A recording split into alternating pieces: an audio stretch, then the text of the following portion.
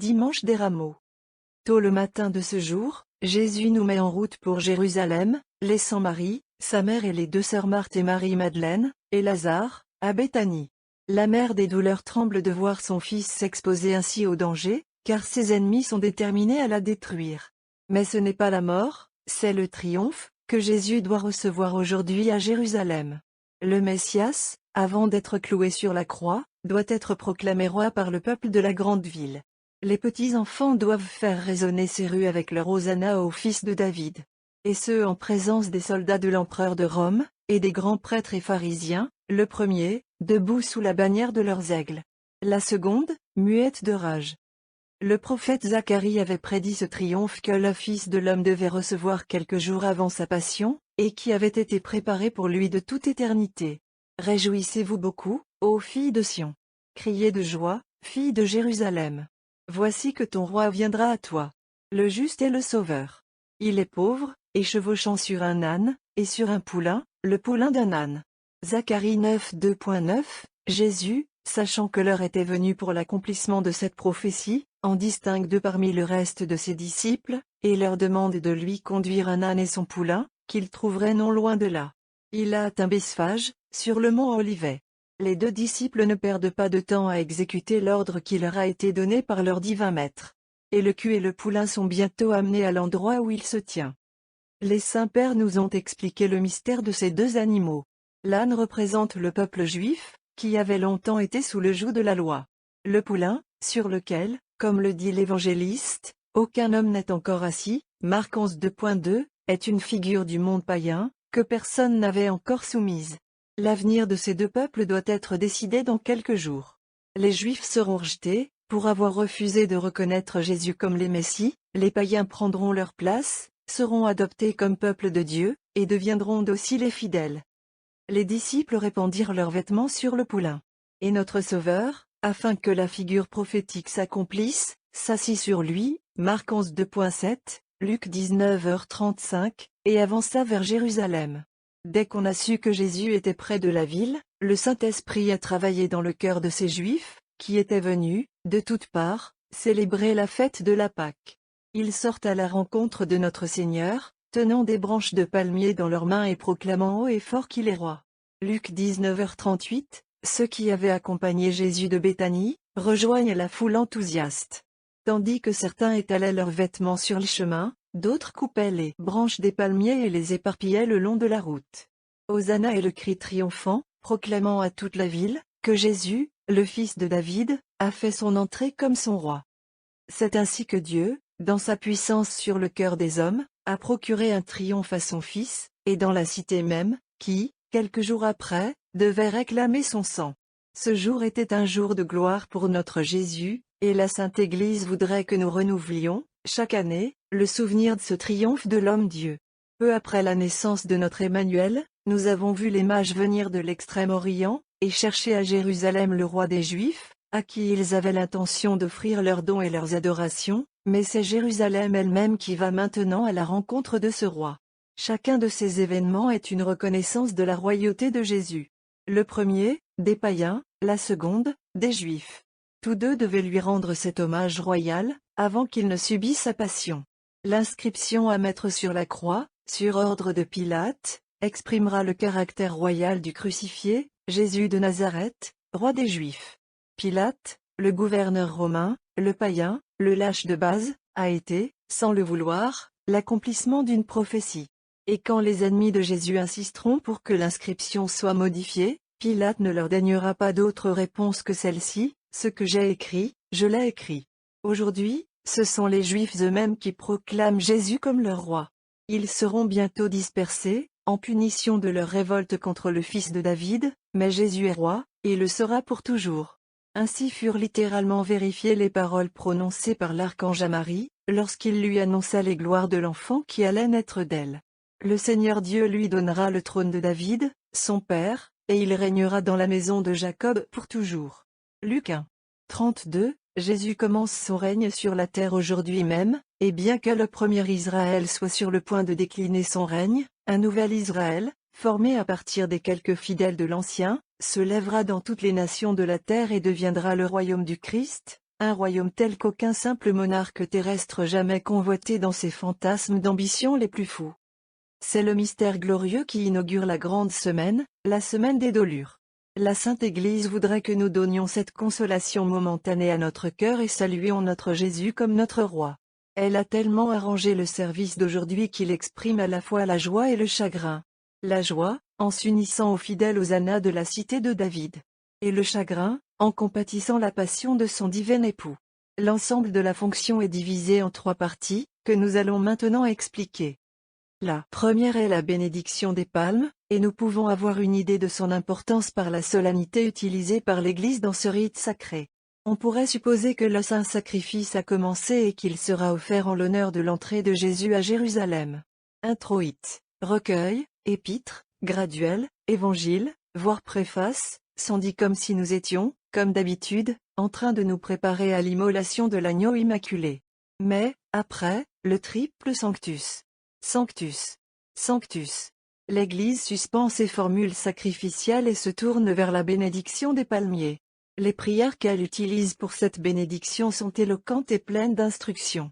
Et, ensemble, avec l'aspersion d'eau bénite et l'incensation, donne à ces branches une vertu qui les élève à l'ordre surnaturel, et en fait des moyens pour la sanctification de nos âmes et la protection de nos personnes et de nos demeures. Les fidèles doivent tenir ces paumes dans leurs mains pendant la procession et pendant la lecture de la Passion à la messe, et les garder dans leur maison comme une expression extérieure de leur foi et comme un gage de l'amour vigilant de Dieu. Il n'est guère nécessaire de dire à notre lecteur que les rameaux ou les rameaux d'olivier, ainsi bénis, sont portés en mémoire de ceux par lesquels le peuple de Jérusalem a éparpillé la route, comme notre Sauveur a fait son entrée triomphante. Mais un mot sur l'ancienneté de notre cérémonie ne sera pas superflu. Cela a commencé très tôt à l'Est. Il est probable qu'en ce qui concerne Jérusalem elle-même, la coutume a été établie immédiatement après les âges de la persécution. Saint Cyril, qui était évêque de cette ville au IVe siècle, nous dit que le palmier, dont les gens coupaient les branches quand ils sortaient à la rencontre de notre Sauveur, était encore visible dans la vallée de Cédron. Catech. 10 versus fin, une telle circonstance suggérerait naturellement une commémoration annuelle du grand événement. Au siècle suivant, nous trouvons cette cérémonie établie, non seulement dans les églises d'Orient, mais aussi dans les monastères d'Égypte et de Syrie. Au début du carême, beaucoup de saints moines obtinrent de leurs abbés la permission de se retirer dans le désert, afin qu'ils puissent passer la saison sacrée dans un isolement strict. Mais ils furent obligés de retourner dans leur monastère pour le dimanche des rameaux, comme nous l'apprend la vie de sainte Euthyme, écrite par son disciple Cyril. Actes SS. 20 janvier, en Occident, l'introduction de cette cérémonie a été plus progressive. La première trace que nous en trouvons, se trouve dans le sacramentaire de Saint Grégoire, c'est-à-dire à la fin du VIe, ou au début du VIIe siècle.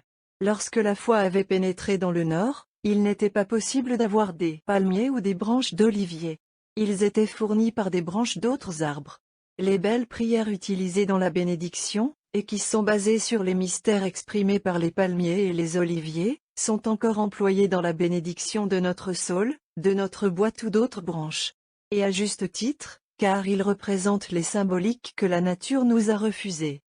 La deuxième des cérémonies d'aujourd'hui est la procession, qui vient immédiatement après la bénédiction des palmiers. Il représente le voyage de notre Sauveur à Jérusalem et son entrée dans la ville. Pour le rendre plus expressif, les branches qui viennent d'être bénies, sont tenues dans la main pendant celle-ci. Chez les Juifs, tenir une branche dans la main était un signe de joie. La loi divine avait sanctionné la pratique, comme nous le lisons dans le passage suivant du Lévitique, où Dieu ordonne à son peuple d'observer la fête des tabernacles, et tu t'apporteras, le premier jour, les fruits de l'arbre le plus beau, et les branches de palmier, et les branches d'arbre épais, et les saules du ruisseau, et tu te réjouiras devant le Seigneur ton Dieu. Lévitique 23h40, c'est donc pour témoigner de leur joie de voir Jésus entrer dans leurs murs, que les habitants, même les petits-enfants, de Jérusalem, sont allés le rencontrer avec des palmiers dans leurs mains. Allons aussi devant notre roi d'eux, chantant nos hosannas à lui comme le conquérant de la mort, et le libérateur de son peuple. Au Moyen Âge, il était de coutume, dans de nombreuses églises, de porter le livre des saints évangiles dans cette procession. L'évangile contient les paroles de Jésus-Christ et a été considéré comme le représentant. La procession s'arrêta à un lieu désigné, ou station, Le diacre ouvrit alors le volume sacré, et chanta à partir de celui-ci le passage qui décrit l'entrée de notre Seigneur à Jérusalem. Ceci fait, la croix, qui, jusqu'à ce moment, était voilée, a été découverte.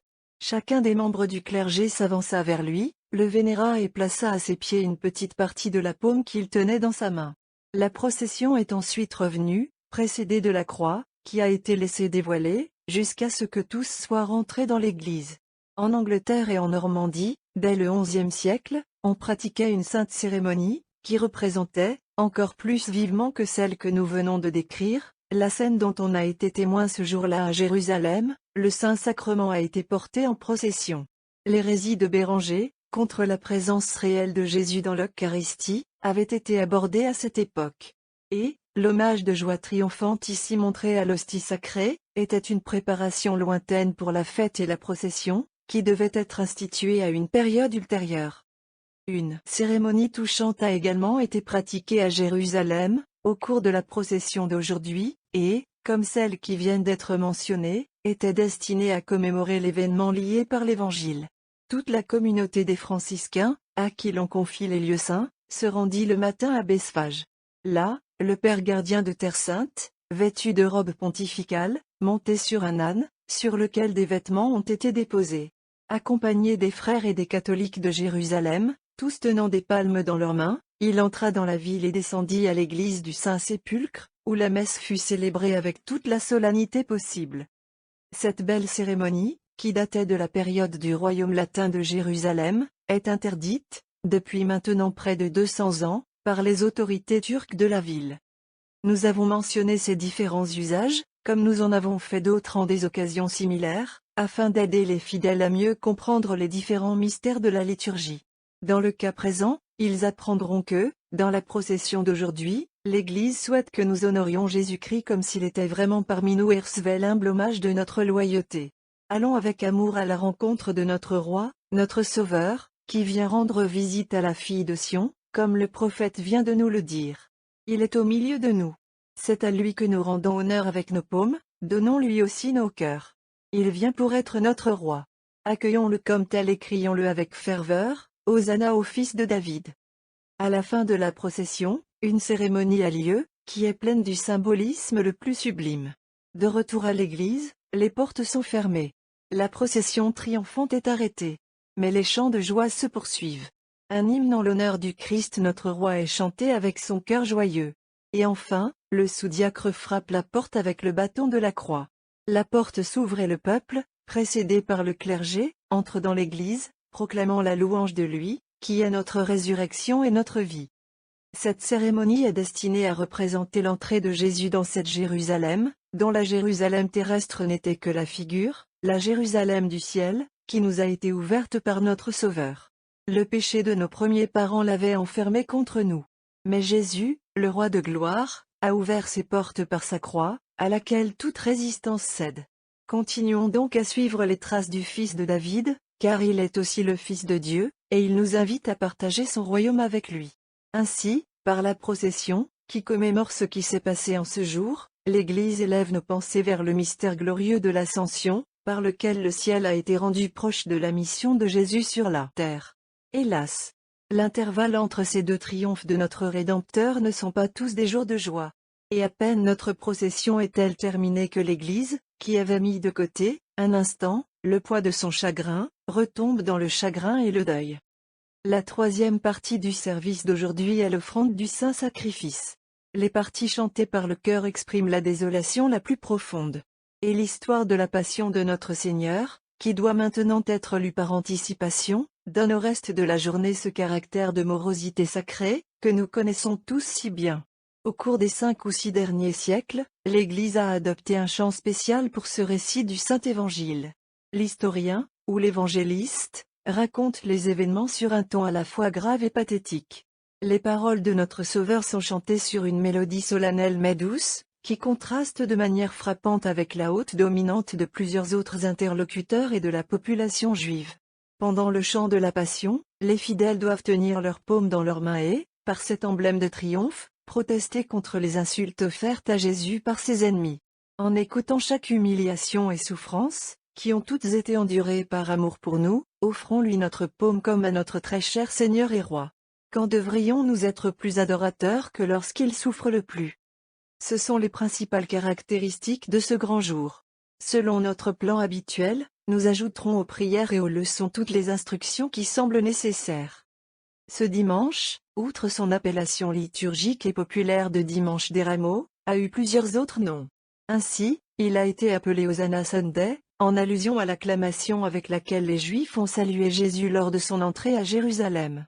Nos ancêtres l'appelaient aussi Pâques Floridum, parce que la fête de la Pâque, ou Pâques, qui n'est que 8 jours de congé, est aujourd'hui en bourgeon, pour ainsi dire, et les fidèles pouvaient commencer à partir de ce dimanche pour accomplir le précepte de la communion de Pâques. C'est en allusion à ce nom, que les Espagnols, ayant le dimanche des Rameaux de 1513, découvert la péninsule sur le golfe du Mexique, l'appelaient Floride.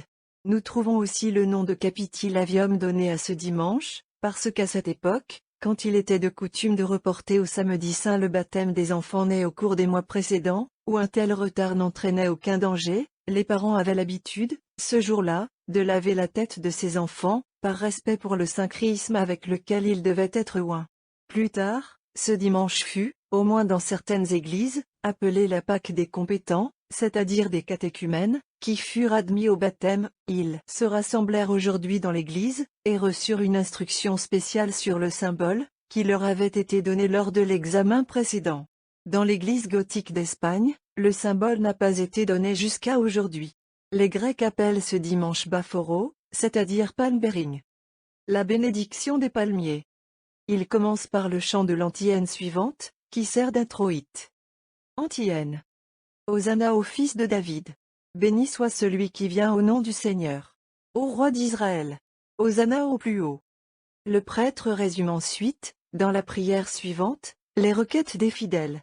C'est ce qu'il demande à son peuple, qu'une fois cette courte vie terminée, il puisse arriver à ce royaume éternel, qui a été préparé pour lui par la mort et la résurrection de Jésus. Que le Seigneur soit avec vous. Et avec ton esprit. Prions. Ô Dieu, que l'amour et la vraie justice, multiplie dans nos cœurs les dons de ta sainte grâce. Et puisque, par la mort de ton Fils unique, tu nous as fait espérer pour les choses que nous croyons, accorde que par sa résurrection, nous arrivions à la fin heureuse de notre voyage. Qui vit et règne avec toi, dans l'unité du Saint-Esprit, monde sans fin. Amen.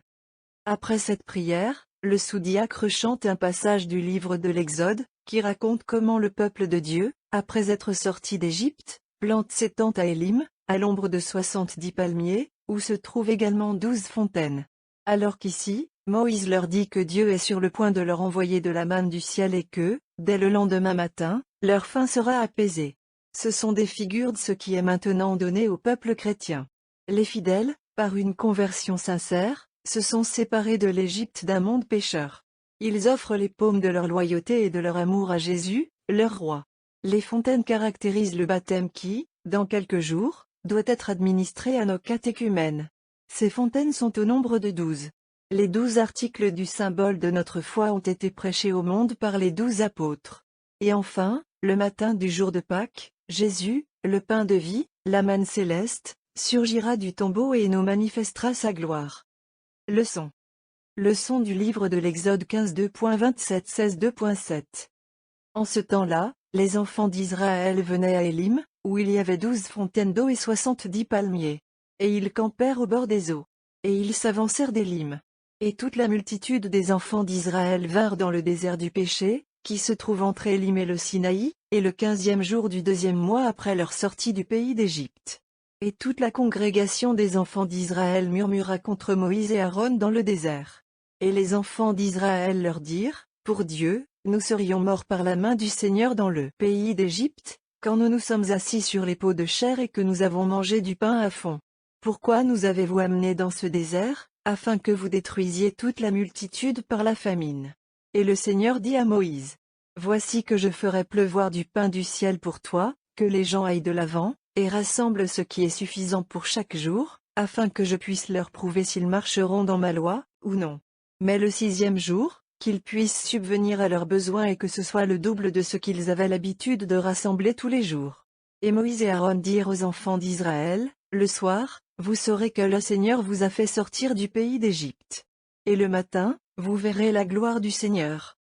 Après cette leçon, le chœur chante l'une des deux responsories suivantes, qui commémore la passion de notre Seigneur. Responsory. Le prêtre en chef et les pharisiens ont donc réuni un concile et ont dit, « Que faisons-nous, car cet homme accomplit beaucoup de merveilles? Si nous le laissons continuer ainsi, tous croiront en lui.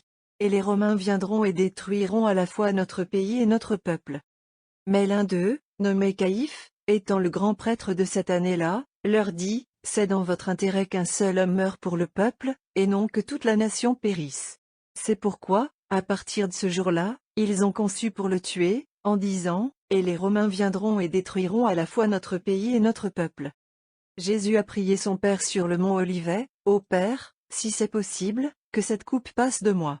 L'esprit est en effet prêt, mais la chair est faible. Que ta volonté soit faite. » Veillez et priez pour ne pas entrer dans la tentation. L'esprit est en effet prêt, mais la chair est faible. Que ta volonté soit faite. Le diacre chante ensuite, à partir de l'évangile de saint Matthieu, l'histoire de l'entrée triomphale de Jésus à Jérusalem. Les paumes du Nouveau Testament s'entremêlent à celles de l'Ancien, en l'honneur de l'homme-Dieu, qui est le lien de connexion des deux. Évangile.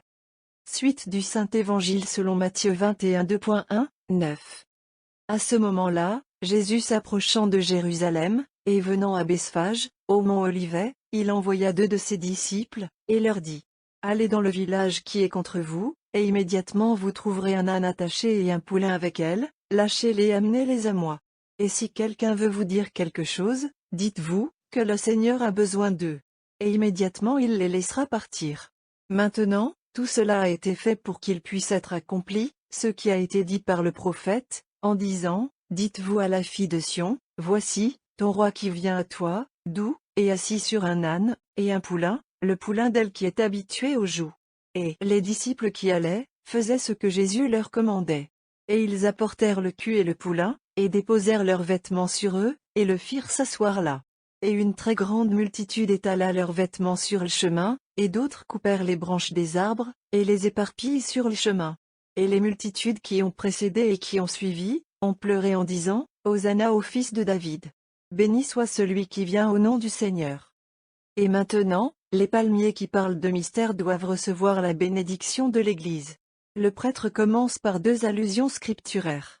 La première est à Noé, qui a reçu un rameau d'olivier, lorsque les eaux du déluge se sont calmées. La seconde est à Moïse, dont le peuple, après avoir quitté l'Égypte, campa sous les 70 palmiers.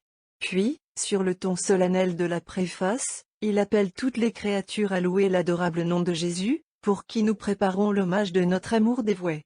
Répondons à l'invitation et chantons de tout notre cœur, Saint, Saint, Saint, Hosanna en excelsis. Que le Seigneur soit avec vous, et avec ton esprit. Prions. Augmente, ô Dieu, la foi de ceux qui espèrent en toi, et écoute avec miséricorde les prières de tes suppliants. Que ta miséricorde multiple vienne sur nous, et que ces branches de palmier, ou d'olivier, soient bénies. Et comme dans une figure de l'Église, tu multiplies Noé sortant de l'arche, et Moïse sortant d'Égypte avec les enfants d'Israël, alors, portant des palmiers et des branches d'olivier, allons rencontrer le Christ avec de bonnes œuvres, et entrons à travers lui dans les joies éternelles. Qui aime et règne avec toi, dans l'unité du Saint-Esprit, Dieu. Pour toujours et à jamais. Amen. Que le Seigneur soit avec vous. Et avec ton esprit. Élevez vos cœurs. Nous les avons fixés sur Dieu. Rendons grâce au Seigneur notre Dieu. C'est satisfaisant et juste. Elle est vraiment rencontrée juste, juste et disponible pour le salut, toujours et en tout lieu pour te rendre grâce, ô Saint Seigneur, Père Tout-Puissant, Dieu éternel, qui est glorieux dans l'assemblée de tes saints. Car tes créatures te servent, parce qu'elles te reconnaissent pour leur seul Créateur et Dieu, et toute la création te loue, et tes saints te bénissent, parce qu'ils confessent avec liberté, devant les rois et les puissances de ce monde, le grand nom de ton Fils unique. Devant qui se tiennent les anges et les archanges, les trônes et les dominations, et avec toutes les troupes de l'armée céleste, chantez un hymne à ta gloire, en disant sans cesse. Saint, Saint, Saint, Seigneur Dieu des armées. Le ciel et la terre sont pleins de ta gloire. Hosanna au plus haut. Béni soit celui qui vient au nom du Seigneur, Hosanna au plus haut. Les prières, qui suivent maintenant, expliquent le mystère des paumes et attirent la bénédiction de Dieu sur eux et sur les fidèles qui les reçoivent et les gardent avec les tempéraments appropriés. Que le Seigneur soit avec vous. Et avec ton esprit. Prions. Nous te supplions, Saint Seigneur, Père Tout-Puissant, Dieu éternel, que tu sois heureux de bénir et de sanctifier cette créature de l'olivier, que tu as fait jaillir de la substance du bois, et que la colombe, retournant à l'arche, apporta dans sa facture. Afin que celui qui la reçoit, trouve la protection de l'âme et du corps, et qu'elle puisse prouver, Seigneur, un remède salvateur et un signe sacré de ta grâce. Par, etc. Amen. Prions. Ô Dieu, qui rassemble ce qui est dispersé, et préserve ce qui est rassemblé. Qui bénit le peuple, qui a porté des branches pour rencontrer Jésus. Bénis aussi ces branches du palmier et de l'olivier, que tes serviteurs prennent avec foi en l'honneur de ton nom. Afin que, quel que soit l'endroit où ils peuvent être portés, les habitants de ce lieu puissent obtenir ta bénédiction, et ta main droite préserve de toute adversité, et protège ceux qui ont été rachetés par notre Seigneur Jésus-Christ, ton Fils. Qui vit, etc. Amen. Prions. Ô Dieu, qui, par l'ordre merveilleux de ta providence, voudrait, même dans les choses insensibles, nous montrer la manière de notre salut.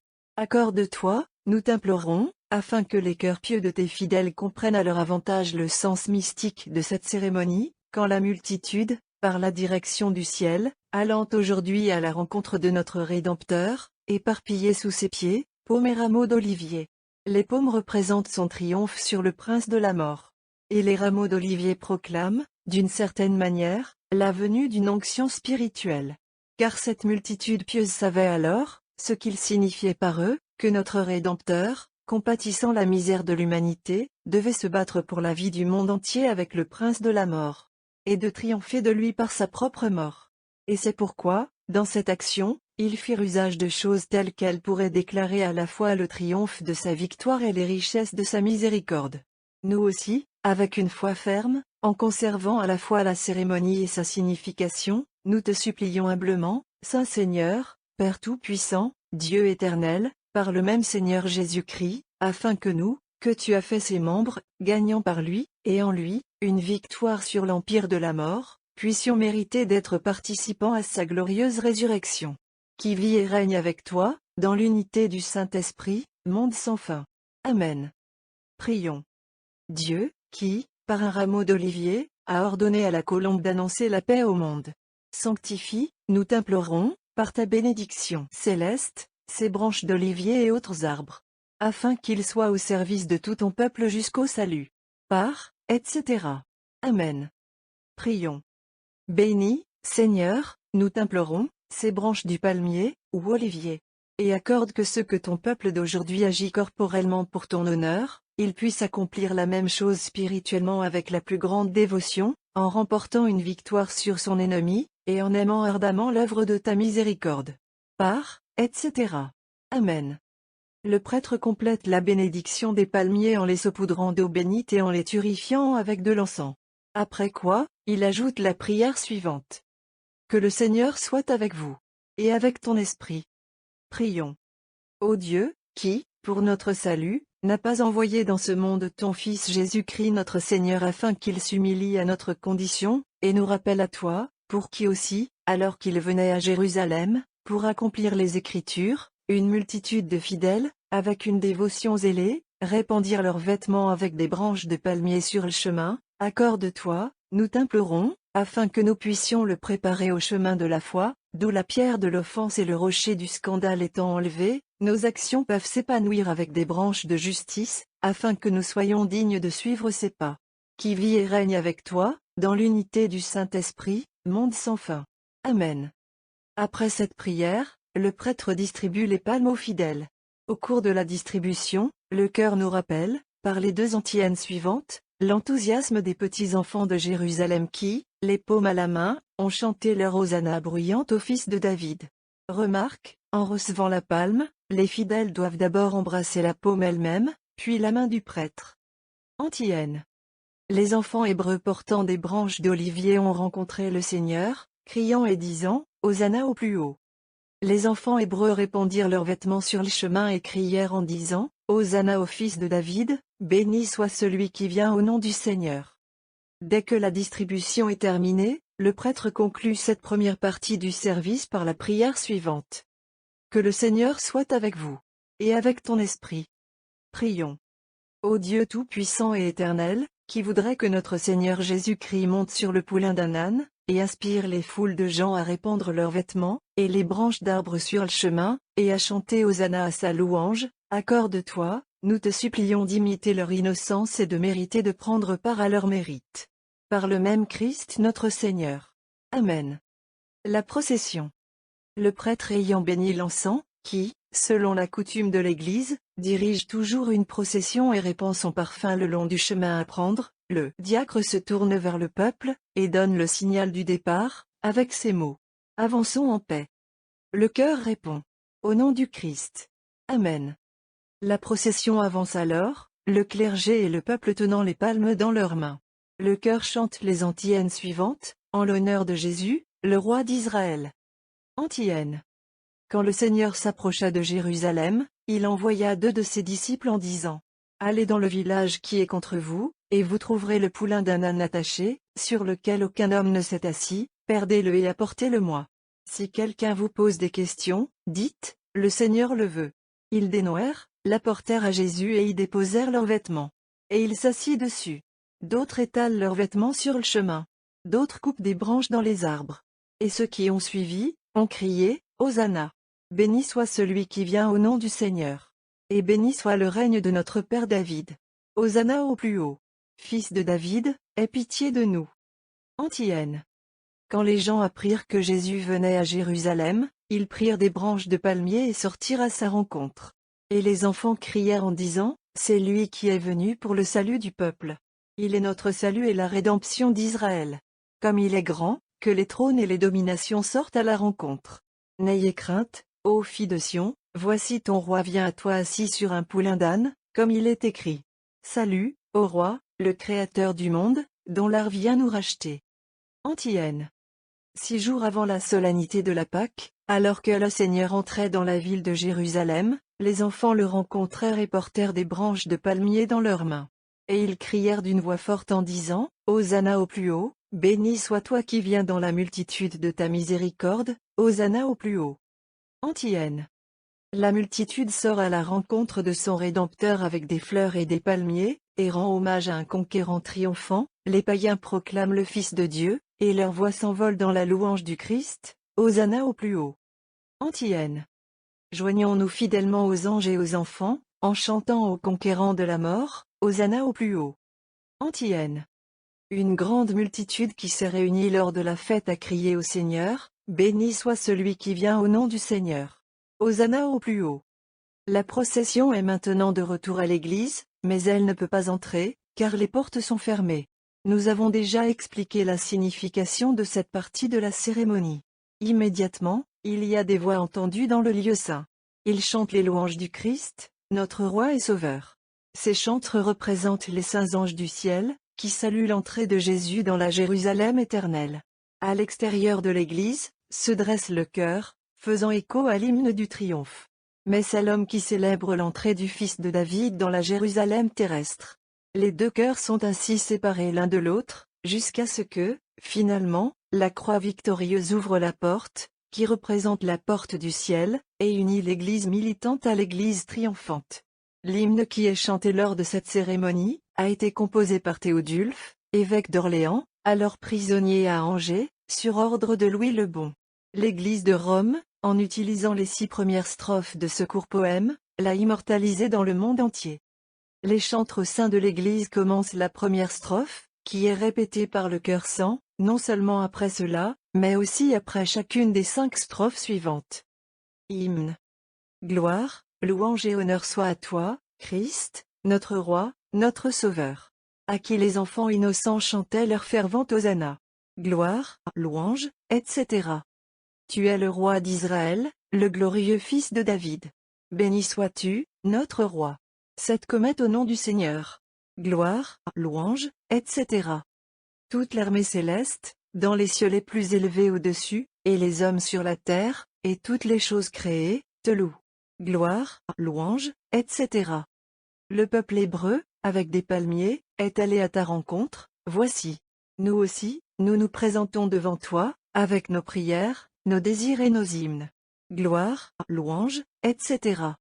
Ils t'ont offert l'hommage de leur louange, quand tu étais sur le point de souffrir. Nous te chantons notre hymne assis sur ton trône. Gloire, louange, etc. Il te plaisait. Accorde que notre dévotion te plaise aussi, cher et miséricordieux roi. À qui tout est agréable, c'est bien. Gloire, louange, etc. Dès que le chœur a chanté sa réponse à la dernière strophe, le sous-diacre frappe avec la croix à la porte, qui est immédiatement ouverte. Dans certains endroits, c'est le célébrant lui-même qui accomplit cette cérémonie, et en le faisant, il récite les paroles du psaume 23, dans lequel David célèbre l'entrée de notre Rédempteur au ciel, le jour de son ascension. La procession entre ensuite dans l'église, chantant la responsorie suivante. Responsorie. Alors que notre Seigneur entrait dans la ville sainte, les enfants hébreux déclarant la résurrection de la vie, avec des branches de palmier, crièrent « Hosanna au plus haut ». Quand les gens ont appris que Jésus venait à Jérusalem, ils sont allés à sa rencontre. Avec des branches de palmier, crier « Hosanna au plus haut ». Mas. La gare, à Rome, se trouve dans la basilique Saint-Jean de Latran, mère et maîtresse de toutes les églises. La fonction papale, cependant, a maintenant lieu à Saint-Pierre. Mais les indulgences habituelles sont toujours accordées à ceux qui visitent l'archibasilique. La messe de ce dimanche ne conserve aucun vestige de la joie qui caractérisait la cérémonie des rameaux. L'introït est tiré du psaume 21, dans lequel le prophète royal exprime l'angoisse de l'âme subie par Jésus sur la croix. Introït. Ô Seigneur, ne garde pas ton aide loin de moi. Regardez à ma défense. Sauvez-moi de la gueule du lion, et sauvez-moi dans ma détresse, des cornes des licornes. PS. Ô Dieu, mon Dieu, regarde-moi, pourquoi m'as-tu abandonné? Ce sont mes péchés qui gardent le salut loin de moi. Seigneur, ne garde pas, etc. Dans la collecte, l'Église prie pour que nous fassions la grâce d'imiter la patience et l'humilité de notre Sauveur. Jésus souffre et s'humilie pour nous. Ce n'est que pour nous assurer notre salut en suivant son exemple, pour souffrir et pour être humble. Recueillir. Dieu tout-puissant et éternel, qui voudrait que notre Sauveur devienne homme et souffre sur une croix, pour donner à l'humanité un exemple d'humilité. Accordez-nous heureusement, afin que nous puissions nous améliorer par l'exemple de sa patience et participer à sa résurrection. Par le même, etc. Épître. Leçon de l'épître de saint Paul apôtre aux Philippiens 2:5-11. Frères. Car que cet esprit soit en vous, qui était aussi en Jésus-Christ, qui, étant sous la forme de Dieu, pensait que ce n'était pas un vol d'être égal à Dieu, mais qui se vidait, prenant la forme d'un serviteur, étant fait à la ressemblance des hommes et dans l'habitude trouvée en tant qu'homme. Il s'est humilié, devenant obéissant jusqu'à la mort de la croix. Pour cette cause Dieu l'a aussi exalté et lui a donné un nom qui est au-dessus de tous les noms. Qu'au nom de Jésus, ici, tous agenouillés, chaque genou s'inclinera, de ceux qui sont au ciel, sur la terre et sous la terre. Et que chaque langue confesse que le Seigneur Jésus-Christ est dans la gloire du Père. Dans l'obéissance au souhait de l'Église, nous nous sommes agenouillés devant ces paroles de l'apôtre, où il dit, que chaque genou doit s'incliner devant le saint nom de Jésus. S'il y a un moment de l'année plutôt qu'un autre, où le Fils de Dieu a droit à nos adorations ferventes, c'est cette semaine, quand nous le voyons insulté dans sa passion. Non seulement ses souffrances devraient nous inciter à une tendre compassion. Nous devrions, aussi, en vouloir vivement aux insultes qui s'acharnent sur ce Jésus qui est le nôtre, ce Dieu de majesté infinie. Efforçons-nous, par notre humble hommage, de lui faire amende honorable pour les indignités qu'il a subies en expiation de notre orgueil. Unissons-nous aux saints anges qui, témoins de ce qu'il a traversé par amour pour l'homme, se prosternent, dans une adoration la plus profonde, à la vue de ses humiliations. Dans le graduel, l'Église utilise les paroles du prophète royal, qui prédit les gloires futures de la victime qui meurt au calvaire. Mais il confesse aussi que le succès permis aux ennemis de Jésus avait presque ébranlé sa confiance. Graduel. Tu m'as tenu par ma main droite, et par ta volonté tu m'as conduit. Et c'est avec gloire que tu m'as reçu. Comme le Dieu d'Israël est bon pour ceux qui ont un cœur droit. Mais mes pieds étaient presque émus, mes pas avaient presque glissé, parce que j'avais un zèle pour les pécheurs, voyant la prospérité des pécheurs. Le tract se compose de plusieurs versets tirés du psaume 22, dont les derniers mots ont été prononcés par notre Rédempteur sur la croix. Les paroles de ce psaume sont si claires et explicites qu'on pourrait presque l'appeler une histoire, ainsi qu'une prophétie, de la Passion. Ah pareil. Ô Dieu, mon Dieu, regarde-moi, pourquoi m'as-tu abandonné? Loin de mon salut sont les paroles de mes péchés. Ô mon Dieu, je pleurerai de jour en jour, et tu n'entendras pas. Et la nuit, et elle ne sera pas imputée comme une folie en moi. Mais tu demeures dans le lieu saint, toi la louange d'Israël. En toi nos pères ont espéré, ils ont espéré, et tu les as délivrés. Ils t'ont crié, et ils ont été sauvés, ils avaient confiance en toi et n'étaient pas confondus. Mais je suis avare, et aucun homme, le reproche des hommes, et le paria du peuple. Tous ceux qui m'ont vu, m'ont fait rire au mépris, ils ont parlé avec les lèvres, et ont remué la tête. Il espérait dans le Seigneur, disons qu'il le laissait le délivrer, qu'il le sauve, voyant qu'il se réjouissait de lui. Il me considérait, et me regardait attentivement, il répartissait mes vêtements entre eux, et jetait des lots pour mon gilet. Délivrez-moi de la bouche du lion, et ma bassesse des cornes des licornes. Vous qui craignez le Seigneur, louez-le, ô vous tous de la postérité de Jacob, magnifiez-le. Un peuple qui doit venir sera déclaré le Seigneur, et les cieux publieront sa justice. À un peuple à naître, que le Seigneur a créé. Il est maintenant temps d'entendre l'histoire de la passion de notre Sauveur, mais, pour montrer au ciel et à la terre que nous ne sommes pas scandalisés, comme l'ont été les disciples, à la vue de son apparente faiblesse et du triomphe de ses ennemis, nous tenons dans nos mains les paumes, avec lesquelles nous l'avons proclamé comme notre roi. L'Église lit, 4 jours différents de cette semaine, la narration de la Passion par les 4 évangélistes. Elle commence par celle de saint Matthieu, qui a été le premier à écrire l'Évangile pour exprimer la tristesse qui remplit le cœur des fidèles, les acolytes ne portent pas les lumières, et le livre n'est pas furieux. Omettant la salutation habituelle, le diacre, qui doit prendre le rôle de l'évangéliste, commence immédiatement l'histoire triste des souffrances et de la mort de notre Seigneur. La Passion et l'Évangile. La Passion de notre Seigneur Jésus-Christ selon Matthieu 26-27.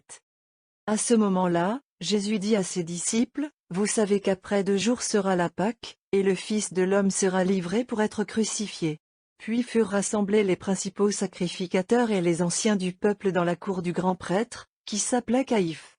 Et ils se consultèrent ensemble, afin que, par subtilité, ils puissent appréhender Jésus et le mettre à mort. Mais ils ont dit, pas le jour du festival, de peur qu'il n'y ait peut-être un tumulte parmi les gens.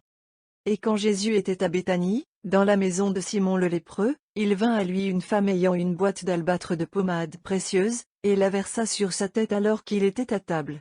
Et les disciples qui le voyaient s'indignèrent en disant, « À quoi sert ce gaspillage? Car cela aurait pu être vendu pour beaucoup, et donné aux pauvres. » Et Jésus le sachant, leur dit, « Pourquoi dérangez-vous cette femme? Car elle a fait un bon travail sur moi. Pour les pauvres, vous avez toujours avec vous, mais moi vous ne l'avez pas toujours. Car elle, en versant cette pommade sur mon corps, l'a fait pour mon enterrement.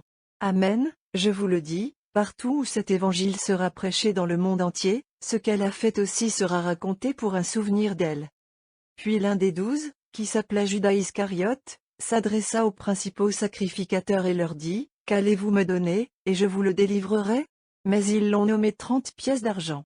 Et dès lors, il chercha l'occasion de le trahir. Et le premier jour de l'Azime, les disciples vinrent à Jésus en disant, « Où veux-tu que nous te préparions pour que tu manges la Pâque? » Mais Jésus a dit, « Allez dans la ville vers un certain homme, et dites-lui, le Maître dit que mon temps est proche. Je garderai la Pâque dans n'importe quelle maison avec mes disciples. » Et les disciples firent ce que Jésus leur avait désigné, et ils préparèrent la Pâque. Maintenant, quand il était soir, il s'assit avec ses 12 disciples. Et pendant qu'il mangeait, il dit, « Amen, je te le dis, que l'un de vous est sur le point de me trahir. » Et ils étaient très troublés, tout le monde a commencé à dire, « Est-ce moi, Seigneur? » Mais il répondit, « Celui qui trempe sa main avec moi dans le plat, il me trahira. Le Fils de l'homme va en effet, comme il est écrit de lui. Mais malheur à cet homme, par qui le Fils de l'homme sera trahi. C'était mieux pour lui, si cet homme n'était pas né. » Et Judas, qui l'a trahi, répondant dit, « Est-ce moi, Rabbi? » Il lui dit, « Tu l'as dit. » Et pendant qu'ils étaient au souper, Jésus prit du pain, et bénit, et rompit, et donna à ses disciples, et dit, prenez-vous, et mangez, c'est mon corps. Et prenant le calice, il rendit grâce, et leur donna en disant, buvez tout cela, car c'est mon sang du Nouveau Testament, qui sera versé pour beaucoup pour la rémission des péchés. Et je vous le dis, je ne boirai plus de ce fruit de la vigne, jusqu'au jour où je le boirai nouveau avec vous dans le royaume de mon Père. Et un hymne étant dit, ils sont sortis dans le mont Olivet. Alors Jésus leur dit, vous serez tous scandalisés en moi cette nuit. Car il est écrit, je frapperai le berger, et les brebis du troupeau seront dispersées. Mais après être ressuscité, j'irai devant vous en Galilée. Et Pierre lui répondit, bien que tous soient scandalisés en toi, je ne serai jamais scandalisé. Jésus lui dit, Amen, je te le dis, qu'en cette nuit, tu me renieras 3 fois. Pierre lui dit, oui, bien que je meure avec toi, je ne te renierai pas. Et de la même manière dirent tous les disciples. Puis Jésus est venu avec eux dans un endroit de campagne qui s'appelle Gethsémani. Et il a dit à ses disciples, asseyez-vous ici, jusqu'à ce que je parte, et priez. Et en emmenant avec lui Pierre et les 2 fils de Zébédée, il commença à devenir triste et à être triste. Puis il leur dit, mon âme est douloureuse jusqu'à la mort, restez ici et regardez avec moi. Et en allant un peu plus loin, il tomba sur son visage, priant et disant, mon Père, si c'est possible, que ce calice passe de moi. Néanmoins, non pas comme je le veux, mais comme tu le veux. Et il vient voir ses disciples, et les trouve endormis, et il dit à Pierre, quoi? Ne pourriez-vous pas regarder 1 heure avec moi? Regardez-vous et priez pour que vous n'entriez pas dans la tentation. L'esprit est en effet volontaire, mais la chair est faible. Encore une fois, la 2e fois, il est allé prier, en disant, mon Père, si ce calice ne peut pas mourir, mais je dois le boire, ta volonté soit faite. Et il revint, et les trouva endormis, car leurs yeux étaient lourds. Et en les quittant, il repartit. Et il pria la 3e fois, en disant les mêmes mots. Puis il vient vers ses disciples, et dit à eux, dormez-vous maintenant, et prenez votre repos, voici que l'heure est proche, et le Fils de l'homme sera trahi entre les mains des pécheurs. Lève-toi, allons-y, voici qu'il est à portée de main qui me trahira. Alors qu'il parlait encore, voici Judas, l'un des 12, est venu, et avec lui une grande multitude avec des épées et des gourdins, envoyés par les grands prêtres et les anciens du peuple. Et celui qui l'a trahi, leur a donné un signe, disant, qui que j'embrasse, c'est lui, tenez-le fermement. Et venant immédiatement à Jésus, il dit, salut, Rabbi. Et il l'embrassa. Et Jésus lui dit, ami, où viens-tu? Puis ils sont venus, et ont imposé les mains sur Jésus, et l'ont tenu. Et voici l'un d'eux qui était avec Jésus, tendant la main, sortit son épée. Et frappant le serviteur du grand prêtre, lui coupa l'oreille. Alors Jésus lui dit, remets ton épée à sa place. Car tous ceux qui prennent l'épée périront avec l'épée. Penses-tu que je ne peux pas demander à mon Père, et qu'il me donnera actuellement plus de 12 légions d'anges? Comment alors les Écritures s'accompliront-elles, afin qu'il en soit ainsi fait? À cette même heure, Jésus dit à la multitude, tu es sorti pour ainsi dire à un voleur, avec des épées et des gourdins, pour m'appréhender. Je m'asseyais tous les jours avec toi pour enseigner dans le temple, et tu ne m'as pas imposé les mains. Maintenant, tout cela a été fait, afin que les Écritures des prophètes puissent s'accomplir. Puis les disciples qui le quittaient tous s'enfuirent. Mais ils tenant Jésus, l'ont conduit à Caïphe le grand prêtre, où les scribes et les anciens ont été assemblés. Et Pierre le suivit au loin, jusqu'à la cour du grand prêtre. Et en entrant, il s'assit avec les serviteurs, afin de voir la fin.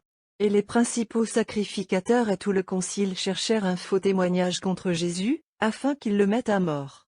Et ils n'en trouvèrent pas, alors que de nombreux faux témoins étaient venus. Et enfin, il y a eu 2 faux témoins. Et ils ont dit, cet homme a dit, je suis capable de détruire le temple de Dieu, et après 3 jours de le reconstruire. Et le souverain sacrificateur qui se lève, lui dit, ne réponds-tu rien aux choses dont il te témoigne? Mais Jésus a maintenu sa paix. Et le souverain sacrificateur lui dit, je t'adjure, par le Dieu vivant, que tu nous dises si tu es le Christ le Fils de Dieu. Jésus lui dit, tu l'as dit. Néanmoins, je vous le dis, vous verrez ci-après le Fils de l'homme assis à la droite de la puissance de Dieu, et venant dans les nuées du ciel. Puis le grand prêtre loue ses vêtements, en disant, il a blasphémé, quel autre besoin avons-nous de témoins? Voici, maintenant vous avez entendu le blasphème, qu'en pensez-vous? Mais ils ont répondu, on dit, il est coupable de mort. Alors lui ont-ils craché au visage, et l'ont secoué, et d'autres l'ont frappé le visage avec la paume de leurs mains, en disant, prophétisez-nous, ô Christ, qui est celui qui vous a frappé? Mais Pierre resta assis sans la cour. Et il vint à lui une servante, disant, tu étais aussi avec Jésus le Galiléen. Mais il a nié devant eux tous, en disant, je ne sais pas ce que tu dis. Et alors qu'il sortait de la porte, une autre femme de chambre le vit, et elle dit à ceux qui étaient là, cet homme était aussi avec Jésus de Nazareth. Et encore une fois, il a nié avec un serment, que je ne connais pas l'homme. Et au bout d'un moment, ils vinrent qui restèrent là, et dirent à Pierre, tu es sûrement aussi l'un d'entre eux, car même ton discours te découvre. Puis il a commencé à maudire et à jurer qu'il ne connaissait pas l'homme. Et immédiatement l'équipage du coq. Et Pierre se souvint des paroles de Jésus qu'il avait dites, devant le chant du coq, tu me renieras 3 fois. Et en sortant, il pleura amèrement. Et quand le matin arriva, tous les principaux sacrificateurs et les anciens du peuple prirent conseil contre Jésus, afin qu'ils puissent le mettre à mort. Et ils l'amenèrent ligoté, et le livrèrent à Ponce Pilate le gouverneur. Puis Judas, qui l'a trahi, voyant qu'il était condamné, se repentant, a ramené les 30 pièces d'argent aux principaux sacrificateurs et aux anciens, en disant, j'ai péché en trahissant du sang innocent. Mais ils ont dit, qu'est-ce que c'est pour nous? Regarde-toi vers elle. Et jetant les morceaux d'argent dans le temple, il partit, et alla se pendre avec un licou. Mais les principaux sacrificateurs ayant pris les morceaux d'argent, ont dit, il n'est pas légal de les mettre dans la corbona, parce que c'est le prix du sang. Et après avoir consulté ensemble, ils achetèrent avec eux le champ de potier, pour être un lieu de sépulture pour les étrangers. Pour cette cause, ce champ a été appelé Aceldama, c'est-à-dire le champ de sang, même à ce jour. Alors fut accompli ce qui fut dit par Jérémie le prophète, en disant, et ils prirent les 30 pièces d'argent, le prix de celui qui était prisé, qu'ils appréciaient des enfants d'Israël. Et ils les donnèrent au champ du potier, comme le Seigneur me l'avait nommé. Et Jésus se tint devant le gouverneur, et le gouverneur lui demanda, en disant, es-tu le roi des Juifs? Jésus lui dit, tu le dis. Et quand il a été accusé par les principaux sacrificateurs et les anciens, il n'a rien répondu. Alors Pilate lui dit, n'entends-tu pas les grands témoignages qu'ils allèguent contre toi? Et il lui répondit de ne jamais avoir un mot, de sorte que le gouverneur s'interrogea excessivement. Or, le jour solennel, le gouverneur avait l'habitude de remettre au peuple un prisonnier, qu'il voulait. Et il avait alors un prisonnier notoire, qui s'appelait Barabbas. Ils étant donc rassemblés, Pilate dit, qui allez-vous que je vous libère, Barabbas, ou Jésus qui s'appelle Christ? Car il savait que par envie il l'avait délivré. Et alors qu'il était assis à la place du jugement, sa femme l'envoya lui dire, n'a rien à voir avec cet homme juste. Car j'ai souffert beaucoup de choses ce jour-ci dans un rêve à cause de lui. Mais les principaux sacrificateurs et les anciens persuadèrent le peuple qu'ils devaient demander à Barabbas et faire partir Jésus. Et le gouverneur leur répondit, voulez-vous, parmi les deux, vous libérer? Mais ils ont dit, Barabbas. Pilate leur dit, que dois-je faire alors de Jésus qui s'appelle Christ? Ils disent tout, qu'il soit crucifié. Le gouverneur leur dit, pourquoi, quel mal a-t-il fait? Mais ils crièrent d'autant plus, en disant, qu'il soit crucifié. Et Pilate voyant qu'il ne l'emportait sur rien, mais qu'un tumulte était plutôt fait. Prenant de l'eau, il s'est lavé les mains devant le peuple, en disant, je suis innocent du sang de cet homme juste, regardez-le. Et tout le peuple qui répondit, dit, son sang soit sur nous, et sur nos enfants. Puis il leur libéra Barabbas, et après avoir flagellé Jésus, il le leur livra pour qu'il soit crucifié. Les soldats du gouverneur emmenant Jésus dans la salle, rassemblèrent à lui toute la bande. Et le déshabillant, ils mirent un manteau écarlate autour de lui. Et plaquant une couronne d'épines, ils la posèrent sur sa tête, et un roseau dans sa main droite. Et inclinant le genou devant lui, ils se moquèrent de lui en disant, Salut, roi des Juifs. Et crachant sur lui, ils prirent le roseau et lui frappèrent la tête.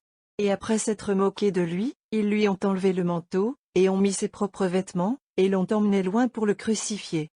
Et en sortant, ils rencontrèrent un homme de Cyrène, nommé Simon, ourlet qu'ils forcèrent à prendre la croix. Et ils sont venus à l'endroit qui s'appelle Golgotha, qui est le lieu du calvaire. Et ils lui donnèrent du vin à boire mêlé de gale. Et quand il avait goûté, il ne buvait pas.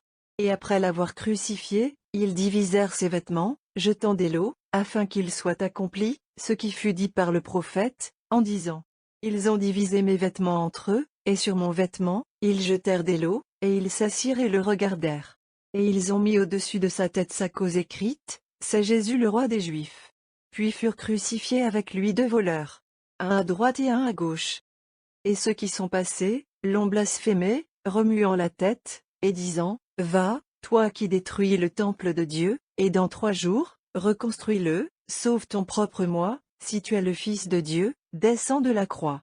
De la même manière, les principaux sacrificateurs, avec les scribes et les anciens, se moquant, ont dit: Il a sauvé les autres, lui-même, il ne peut pas le sauver, s'il est le roi d'Israël, qu'il descende maintenant de la croix, et nous le croirons. Il avait confiance en Dieu, qu'il le délivre maintenant, s'il veut l'avoir, car il a dit: Je suis le Fils de Dieu. Et la même chose que les voleurs qui ont été crucifiés avec lui ont reproché. Maintenant, à partir de la 6e heure, il y avait des ténèbres sur toute la terre, jusqu'à la 9e heure. Et vers la 9e heure, Jésus a pleuré d'une voix forte, disant: Élie, Élie, lama sabachthani? C'est-à-dire: mon Dieu, pourquoi m'as-tu abandonné? Et certains qui se tenaient là et entendaient, ont dit: Cet homme appelle Élias. Et immédiatement l'un d'eux accourut, a pris une éponge, et l'a remplie de vinaigre, et l'a mis sur un roseau, et lui a donné à boire. Et les autres ont dit: Voyons si Élias viendra le délivrer. Et Jésus, pleurant à nouveau d'une voix forte, céda le fantôme. Peinture. La crucifixion de Jésus-Christ. Ici, le diacre s'arrête et honore la mort de notre Seigneur et Sauveur par un acte solennel d'adoration. Tous les fidèles s'agenouillent et restent quelque temps dans cette position. Dans de nombreux endroits, il est de coutume de se prosterner et d'embrasser le sol. Le diacre reprend alors sa narration. Et voici, le voile du temple a été loué en 2 du haut jusqu'au bas, et la terre a tremblé, et les rochers ont été loués. Et les tombes furent ouvertes. Et de nombreux corps des saints qui avaient dormi se levèrent. Et sortant des tombes après sa résurrection, il entra dans la ville sainte et apparut à beaucoup. Maintenant, le centurion, et ceux qui étaient avec lui en train de regarder Jésus, après avoir vu le tremblement de terre et les choses qui ont été faites, avaient très peur, disant: En effet, c'était le Fils de Dieu. Et il y avait beaucoup de femmes au loin qui avaient suivi Jésus de Galilée, le servant, parmi lesquelles se trouvait Marie-Madeleine, et Marie la mère de Jacques et Joseph, et la mère des fils de Zébédée. Et quand ce fut le soir, vint un certain homme riche d'Arimathie, nommé Joseph, qui était lui-même un disciple de Jésus. Il alla voir Pilate et demanda le corps de Jésus. Puis Pilate ordonna que le corps soit livré. Et Joseph prit le corps, l'enveloppa dans un chiffon de lin propre et le déposa dans son propre nouveau monument, qu'il avait taillé dans un rocher. Et le mensonge roula une grande pierre à la porte du monument, et passa son chemin. Et il y avait la Marie-Madeleine, et l'autre Marie assise contre le sépulcre. Pour que la messe de ce dimanche ne soit pas privée de ce rite essentiel, que nous appelons l'Évangile, le diacre réserve une partie de son récit. Et se rendant à l'autel, il demande au prêtre de bénir l'encens. Ce qui fait, le diacre lui-même ayant également reçu la bénédiction du prêtre, se rend à l'endroit désigné pour chanter l'Évangile. Mais les acolytes ne portent pas leur lumière. Après avoir turifié le livre, il clôt ainsi l'histoire de la Passion. Et le lendemain, qui a suivi le jour de préparation, le prêtre en chef et les pharisiens se sont réunis à Pilate, en disant: Monsieur, nous nous sommes souvenus, que ce séducteur a dit, alors qu'il était encore vivant, après 3 jours, je ressusciterai. Commandez donc au sépulcre d'être gardé jusqu'au 3e jour, de peur que ses disciples ne viennent le voler et ne disent au peuple qu'il est ressuscité d'entre les morts, et la dernière erreur sera pire que la première. Pilate leur dit: Vous avez un garde, allez-y, gardez-le comme vous le savez. Et ils sont partis, ont rendu le sépulcre sûr, scellant la pierre et mettant des gardes. L'offertoire est à nouveau une prophétie de David. Il prédit l'état d'abandon, auquel notre Sauveur devait être réduit au milieu de toutes ses souffrances, et la cruauté de ses ennemis, qui le nourriraient de gaieté et de vinaigre. Ainsi est traité, il se prépare à nous donner son corps pour notre nourriture, et son sang pour notre boisson. Offertoire. Mon cœur s'attendait à des reproches et à la misère, et j'en cherchais un qui pleurerait avec moi, mais il n'y en avait pas, et pour un qui me réconforterait, et je n'en ai trouvé aucun. Ils m'ont donné du culot pour ma nourriture, et dans ma soif, ils m'ont donné du vinaigre à boire. Le secret demande à Dieu de transmettre à ses serviteurs le double fruit de la passion de Jésus, la grâce dans cette vie, et la gloire dans la suivante. Secret. Accorde-toi, nous te supplions, Seigneur, que ce qui a été à moi, offert en présence de ta divine majesté, puisse nous procurer la grâce de la dévotion et obtenir effectivement une éternité bénie. Par, etc. Dans l'hymne de la communion, l'Église, après avoir reçu en elle-même la vie du Christ par le calice du salut, appelle à nos esprits cet autre calice, que Jésus devait boire, afin qu'il nous donne l'immortalité. Communion. Père, si cette coupe ne peut pas mourir, mais je dois la boire, ta volonté est faite. L'Église conclut les prières du sacrifice qu'elle vient d'offrir, en demandant la rémission du péché pour tous ses enfants, et afin qu'ils voient s'accomplir ce désir de leur âme, une part à la glorieuse résurrection de Jésus. Post-communion. Que nos vices, Seigneur, soient détruits et que nos désirs justes soient exaucés par l'efficacité de ces mystères. Par, etc. Vêpres. Les psaumes et les antiennes sont donnés plus tôt dans le volume. Capitule. Philippiens 2. Frères. Car que cet esprit soit en vous, qui était aussi en Jésus-Christ, qui, étant sous la forme de Dieu, pensait que ce n'était pas un vol d'être égal à Dieu, mais qui se vidait, prenant la forme d'un serviteur, étant fait à la ressemblance des hommes et dans l'habitude trouvée en tant qu'homme. L'hymne et le versicule sont donnés plus tôt dans le volume. Antienne Deu Magnificat. Car il est écrit, je frapperai le berger, et les brebis du troupeau seront dispersées, mais après être ressuscité, j'irai devant vous en Galilée, là vous me verrez, dit le Seigneur. Prions. Ô Dieu tout-puissant et éternel, qui voudrait que notre Sauveur devienne homme et souffre sur une croix, pour donner à l'humanité un exemple d'humilité. Accorde-t-il heureusement que nous puissions nous améliorer par l'exemple de sa patience et participer à sa résurrection. Par le même, etc. Passons maintenant en revue dans nos esprits les autres événements qui sont arrivés à notre divin Seigneur en ce jour de son entrée solennelle à Jérusalem. Saint Luc nous dit que c'est en s'approchant de la cité, que Jésus en a pleuré, et a prononcé ces paroles touchantes, si tu avais aussi connu, et qu'en ce jour, les choses qui sont à ta paix. Mais maintenant, ils sont cachés de tes yeux. Car les jours viendront sur toi, et tes ennemis jetteront une tranchée autour de toi, et te guideront, et te serreront de tous les côtés, et te chaufferont à plat jusqu'au sol, et tes enfants qui sont en toi. Et ils ne te laisseront pas une pierre sur une pierre. Parce que tu n'as pas connu le temps de ta visite. Luc 19 2.42-44. Il y a quelques jours, nous lisions dans le Saint-Évangile, comment Jésus a pleuré sur le tombeau de Lazare. Aujourd'hui, il verse des larmes sur Jérusalem. À Béthanie, ces pleurs ont été causés par la vue de la mort corporelle, la conséquence est le châtiment du péché. Mais cette mort n'est pas irrémédiable, Jésus est la résurrection et la vie, et celui qui croit en lui, vivra. Jean 11h25, alors que l'état de Jérusalem infidèle est une figure de la mort de l'âme, et à partir de là, il n'y a pas de résurrection, à moins que l'âme, pendant que le temps lui est donné, ne retourne à l'auteur de la vie. C'est pourquoi les larmes versées par Jésus, sur Jérusalem, sont si amères. Au milieu des acclamations qui saluent son entrée dans la cité de David, son cœur est triste. Car il voit que beaucoup de ses habitants ne profiteront pas du temps de sa visite. Consolons le cœur de notre Jésus et soyons pour lui une Jérusalem fidèle. L'historien sacré nous dit que Jésus, dès son entrée dans la ville, est allé au temple et a chassé tous ceux qui y ont vendu et acheté. Matthieu 21h12, c'était la deuxième fois qu'il montrait son autorité dans la maison de son Père, et personne n'avait osé lui résister. Les principaux sacrificateurs et les pharisiens lui ont reproché et l'ont accusé à première vue de semer la confusion par son entrée dans la ville. Mais notre Seigneur les a confondus par la réponse qu'il a faite. C'est ainsi qu'après les siècles, quand il a plu à Dieu de glorifier son Fils et l'Église de son Fils, les ennemis des deux ont donné libre cours à leur rage. Ils protestèrent contre le triomphe, mais ils ne purent l'arrêter.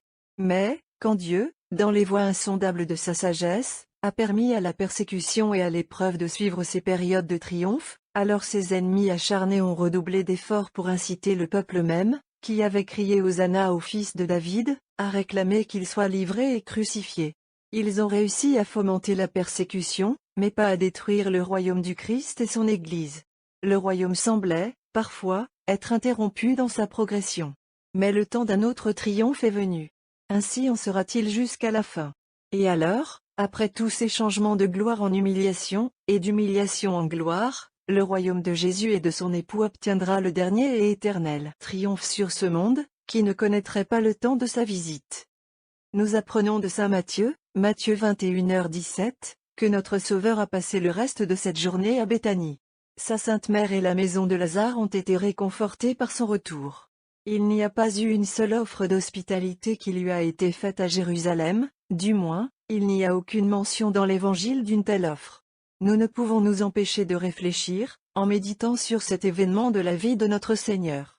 Un accueil enthousiaste lui est réservé le matin, il est proclamé par le peuple comme son roi, mais, quand le soir de ce jour arrive, il n'y a pas un de tous ces milliers à lui offrir de la nourriture ou un logement. Dans les monastères carmélites de la Réforme de Sainte Thérèse, il y a une coutume, qui a été suggérée par cette pensée, et qui est destinée à réparer cette ingratitude montrée à notre Rédempteur. Une table est placée au milieu du réfectoire. Et après que la communauté eut terminé son dîner, la nourriture qui fut placée sur cette table fut distribuée parmi les pauvres, et Jésus fut honoré en eux. Nous donnons, en conclusion à ce jour, une sélection de l'hymne utilisé par l'Église grecque le dimanche des Rameaux. Il a été écrit par le célèbre hymnographe Cosma de Jérusalem. Hymne à Dominica Palmarum. Voilà. Le Dieu qui cite, dans les cieux les plus élevés, sur les chérubins, et méprise les choses humbles, vient, dans la gloire et la puissance. Toutes les créatures sont pleines de sa louange divine. Paix sur Israël et salut aux païens. Les âmes des justes criaient de joie, maintenant est préparée une nouvelle alliance pour le monde, et l'humanité est renouvelée par l'aspersion du sang divin. Le peuple tomba à genoux et, se réjouissant avec les disciples, chanta, paume dans les mains, Hosanna au fils de David. Louable et béni sois-tu, Seigneur Dieu de nos pères. Les gens au cœur simple, oui, et les petits enfants, les plus aptes à adorer un Dieu, t'ont loué comme roi d'Israël et des anges, louable et béni, ô Seigneur Dieu de nos pères. Ô Sion. Lavin à toi le Christ, ton roi, assis sur un jeune poulain. Car il vint pour desserrer l'humanité de l'erreur insensée de l'idolâtrie, et apprivoiser les passions sauvages de toutes les nations, afin qu'elles te louent, en chantant, bénis le Seigneur, toutes ses œuvres, et l'exalter par-dessus tout pour toujours. Christ, ton Seigneur, a régné pour toujours. Lui, comme il est écrit, le doux, le Sauveur, notre juste Rédempteur, est venu sur un poulain d'âne, afin qu'il détruise l'orgueil de ses ennemis, qui ne chanteraient pas ses paroles, bénis le Seigneur, toutes ses œuvres, et exalte-le surtout pour toujours. Les Sanhédrins justes et obstinés, les usurpateurs du Saint-Temple, sont mis en fuite. Car ils avaient fait de la maison de prière de Dieu un repère de voleurs, et fermé leur cœur contre le Rédempteur, à qui nous crions, bénis le Seigneur, toutes ses œuvres, et exalte-le surtout pour toujours. Dieu est notre Seigneur, il nous est apparu.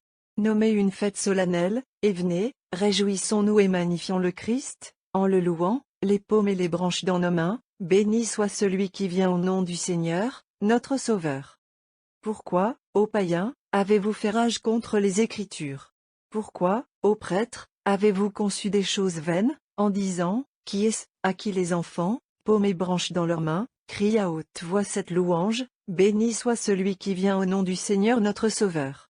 Pourquoi, ô pervers de cœur, avez-vous jeté des pierres d'achoppement sur le chemin? Vos pieds sont prompts à verser le sang du Seigneur. Mais il ressuscitera, afin qu'il sauve tout ce cri vers lui, béni soit celui qui vient au nom du Seigneur, notre Sauveur. Égal, égal, égal, égal, égal, égal, égal. Ce texte est tiré de l'année liturgique, écrit par Dom Prosper Guéranger.